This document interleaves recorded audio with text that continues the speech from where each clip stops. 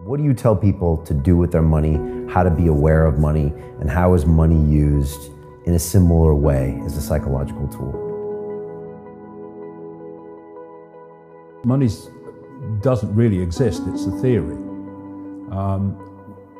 If you look at how the world's been acquired, it's been done by a banking scam where you lend people money that doesn't exist, we call it credit, and you charge them interest on it. And if they don't pay the money back plus interest, then you get their wealth that does exist. You get their home, their business, their land, their resources, whatever. And we've been through a process of banks lending credit, figures on a screen, greatly in excess of what they have as assets, called fractional reserve lending. And then when they can't pay it back, because often the banks have taken actions that have crashed the economy, like in 2008, the banks then get all the things they've lent money on, the real wealth of the world. And what's happened in this process of lending credit, getting the real resources when they can't pay back the credit, has sucked the wealth of the world, the real wealth of the world, into the hands of very, very few people, and left out there most of the rest of the population with something called money. And money only buys anything because we take it seriously. You know, if it's just a piece of paper, and this is the point, it's meant not even to be a piece of paper, it's meant to be purely electronic. And so we have this fresh air money that is worth something because the buyer and the seller believe in it, and only because of that.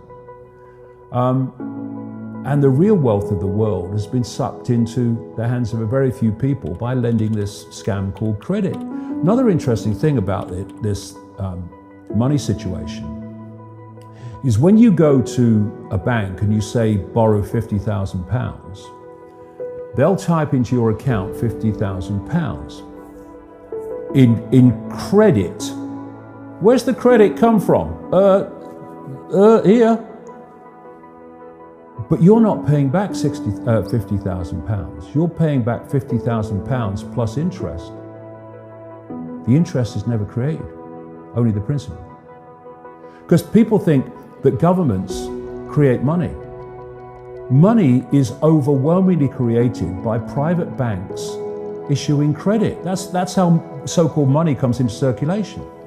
So what this means is creating credit for the principal but not the interest, is that at no point is there ever enough money, credit or otherwise, in circulation to pay back all the debt and all the interest on the debt outstanding. So people losing their homes and their businesses and their resources, etc., is built into the system on purpose. Now, when there's an expansion of the money supply, an expansion of money in circulation, Peter paying Paul, that seems, you know, to hide it to an extent. But once you squeeze the money supply, you take money out of circulation, it becomes obvious that there's nothing like enough money in circulation to pay back all the debt. So there's people losing their homes, their resources, their things that they own, for no other reason that there simply is not enough money for everyone to pay back the debt. So what do the banks do? Ooh, we'll have that. And this has been going on for centuries, and they've hijacked the real wealth of the world by doing this. And the next stage, which is in my books from the early 1990s, is the cashless society. You know, I was pointing out, purely by knowledge of what this agenda was, that they were going to get rid of cash.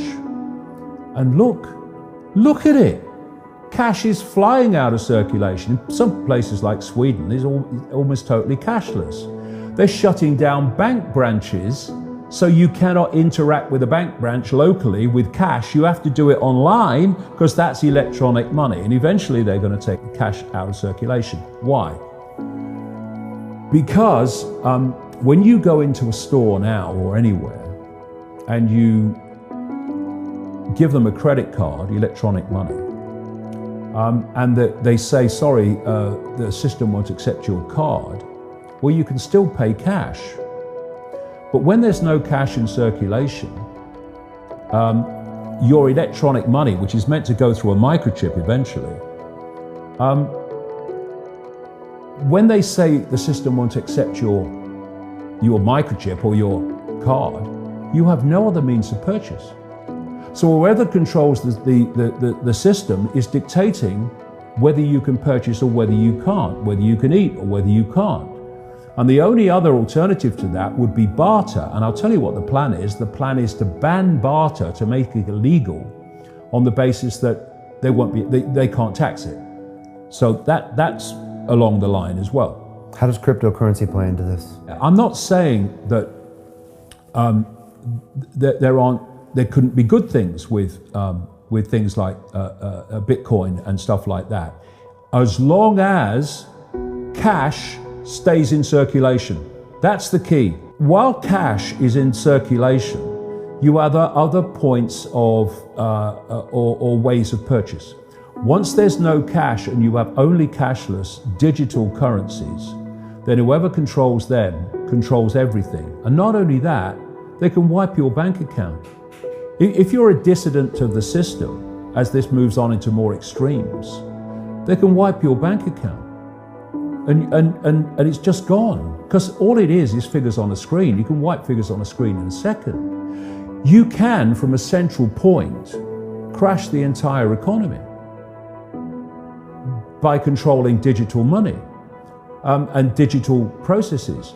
And the idea eventually, problem, reaction, solution, create the problem and then offer the solution, is to have a gigantic crash, which they will instigate, and then to overcome the crash, they will propose a totally new economic system of central control to be the solution to the problem they've created, which is crashing the economy. And the more control they have over money digitally, electrically, the easier it is to do that.